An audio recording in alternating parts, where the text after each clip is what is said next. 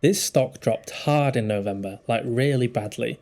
I'm talking a double-digit percentage drop in a matter of days, the kind that makes most people panic sell or stop looking at the chart altogether. But instead of selling, I bought it, and just over 2 months later, I'm already up over 2 grand, with what I think still has a lot more upside left. In this video, whilst you've got some Black Ops gameplay on in the background, I'll break down why e.l.f. Beauty crashed and why I think the market overreacted and why I'm targeting $110 by the end of 2026. If you're new here, this channel is all about breaking down stocks, investing decisions and money mindset without the usual hype or nonsense. I like focusing on situations where the market panics, prices drop hard, and most people immediately assume something is wrong with the company, because a lot of time that fear creates opportunity. So today we're talking about e.l.f. Beauty, a stock that got absolutely smashed back in November, even though the underlying business didn't suddenly fall apart. I'll show you exactly what caused the drop, why I think it was an overreaction, my entry price, where the stock is trading now, and how I'm thinking about upside from here. I'll also walk through analyst expectations and my own target price, all backed up with the screenshots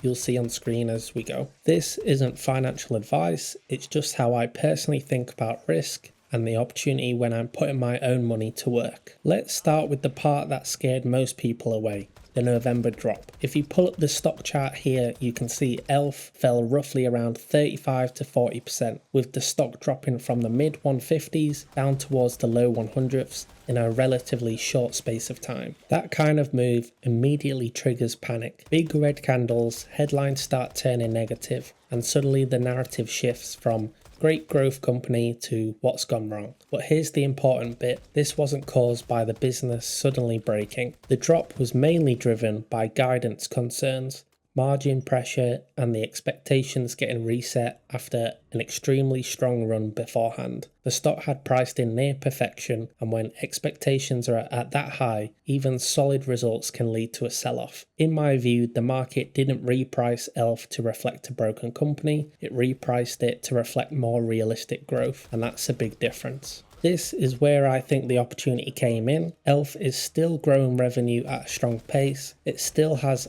excellent brand recognition, and it's still executing well in a competitive space. What changed wasn't the long-term story, it was the short-term sentiment. When a stock drops nearly 40%, a lot of selling has nothing to do with the fundamentals. It's funds reducing exposure, it's retail panic, it's momentum traders getting out. That creates mispricing, and historically, some of the best long-term entries happen when the sentiment flips faster than the business itself. I'm not saying e.l.f. goes straight back to all-time highs, but I do think the downside was overdone relative to the company's actual outlook. Now let's bring in some external confirmation. If you look at FinViz here, you'll see the average analyst price target is around $113 based on 13 analysts. And what really stood out to me, almost all of them rate it a strong buy, with only one analyst not fully on board. Analyst ratings aren't something you blindly follow, but they are useful as a confidence check. When you combine a big price drop with analysts still maintaining bullish targets,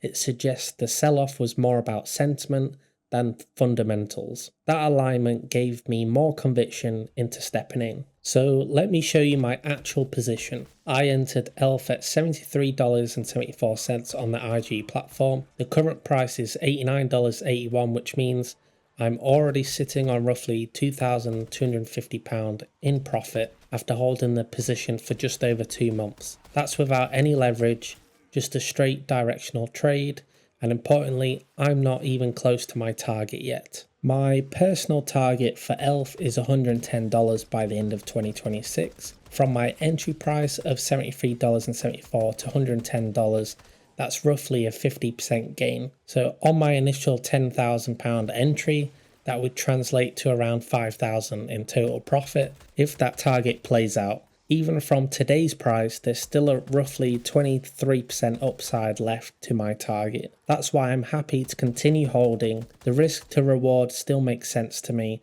The key point here isn't predicting the exact price, it's identifying situations where downside risk has already been priced in, while upside potential remains attractive. One thing worth mentioning, especially right now, is that IG are offering around 7.5% variable interest on any uninvested cash, which is pretty solid considering the Bank of England rate is much lower than that. So instead of your cash just sitting there doing nothing while you wait for setups, it's actually earning interest in the background. If you're thinking of opening an account anyway, I've got a referral link in the description. You can get a free stock when you sign up, and it also supports the channel at no extra cost to you. As always, do your own research and make sure any platform fits how you like to invest, but that's what I'm using for positions like this. So to wrap this up, Elf Beauty is a great example of how market fear can create opportunity. A big drop doesn't automatically mean a bad business.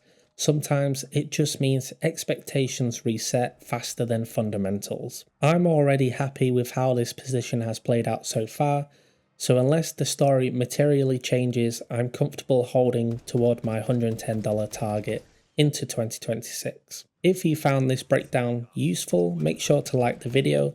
It genuinely helps more than people realize when you're building a new channel. And if you enjoy this style of content, real positions, real numbers, no hype, subscribe to the channel. I'm posting twice a week covering stocks, investing, psychology, and portfolio decisions like this one.